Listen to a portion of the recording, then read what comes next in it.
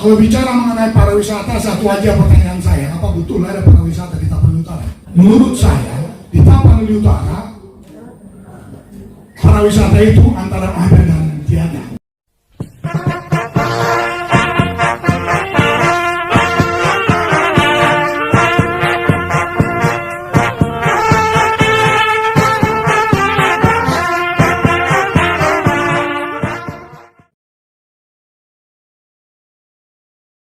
Bapak sekalian, saya ditugasi panitia untuk dua hal. Yang pertama adalah pariwisata, yang kedua pertanian.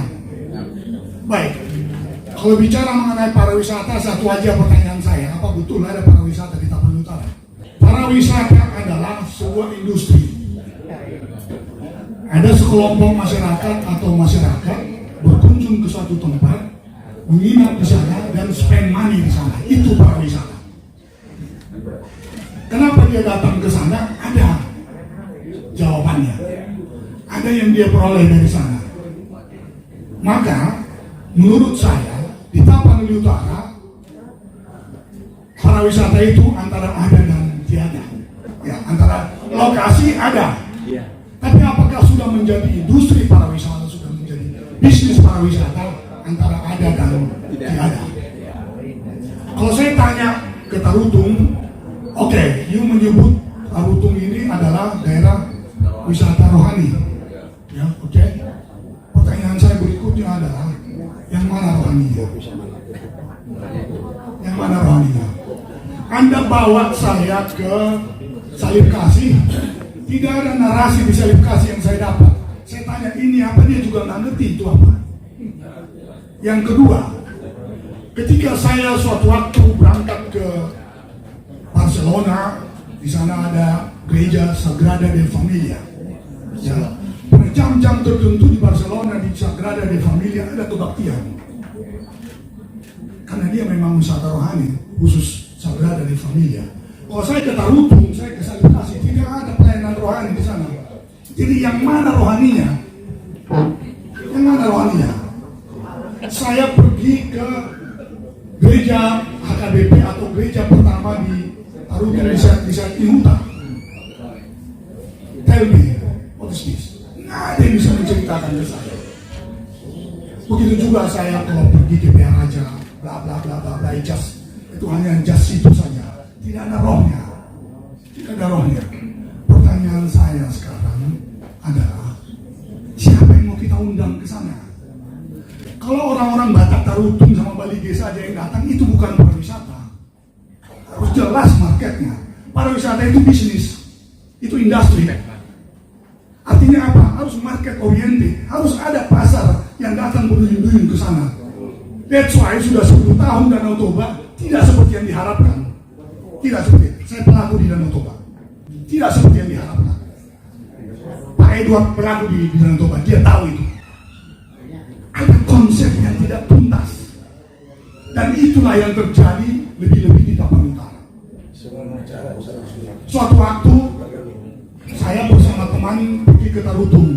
Saya ajak dia untuk bersedia investasi membangun satu resort, hotel dan resort.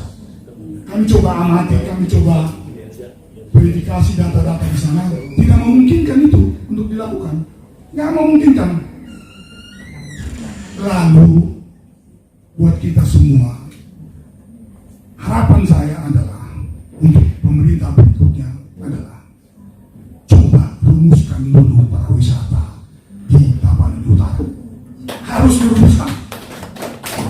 Seperti apa sebenarnya? Seperti apa? Sebab kalau tidak, kita do nothing. Ada orang bangga mengenai ada air soda katanya. Come on man. Lalu untuk apa aku air soda? Kalau saya orang Jawa dari Jakarta, apa yang saya dapat dari air sodamu? Apa? Ada air panas kata. Oh, air panas ada di Jawa Barat. Kenapa saya harus ke Tarutung untuk air panas? Wah, itu loh apa? Itu loh. Ibu bapak sekalian, kebetulan saya tukang jalan. Suatu waktu saya pergi ke suatu desa di Italia namanya Dolomiti. Sebelum saya berangkat ke sana bersama teman-teman, saya tanya, apa yang saya dapat di Dolomiti? Oh, mereka bisa jelaskan. Mereka bisa bisa jelaskan.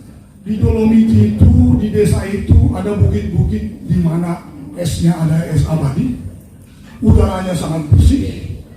Anda berhari-hari jalan kaki aja di sana menjadi sangat segar, bla bla bla bla bla. Dan makanan-makanan Italia yang asli ada juga di sini. Come on.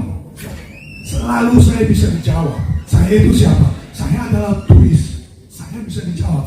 Nah kalau kata Rutung, apa yang Anda jawab? Gitu loh. Padahal potensinya lumayan.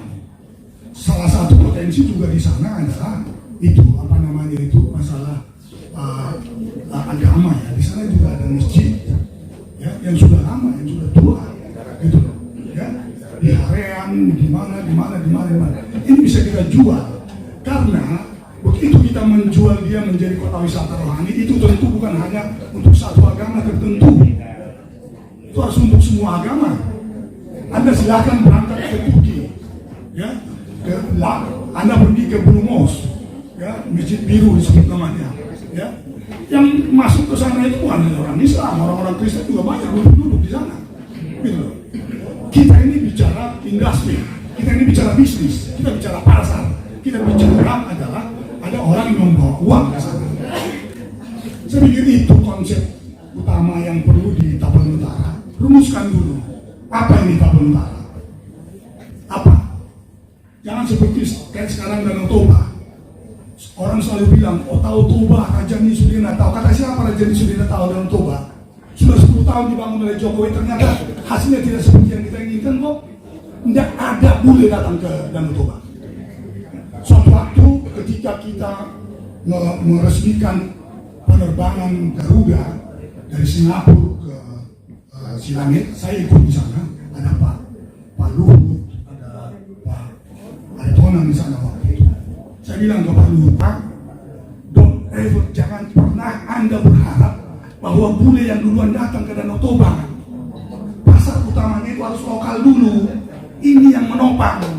Baru lama-lama akan datang bule atau Asia kaya, Cina, Korea, Jepang dan lain-lain. Hanya 2 bulan Garuda itu tutup.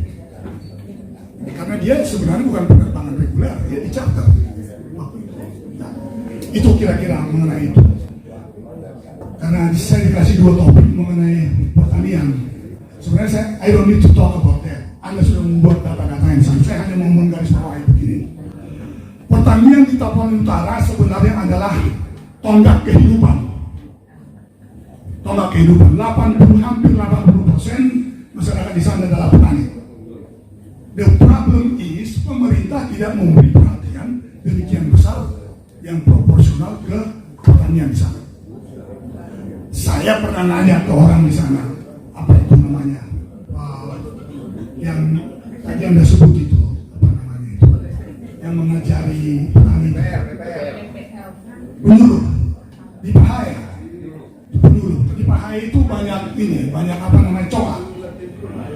Ini sangat sederhana tapi sangat mengagetkan. Saya panggil PPL-nya. Berapa lama kau kerja di sini? Setengah tahun Pak. Kau ngerti mengenai coklat? Enggak Pak, saya belum di training. Oh itu nyata. Ini nyata.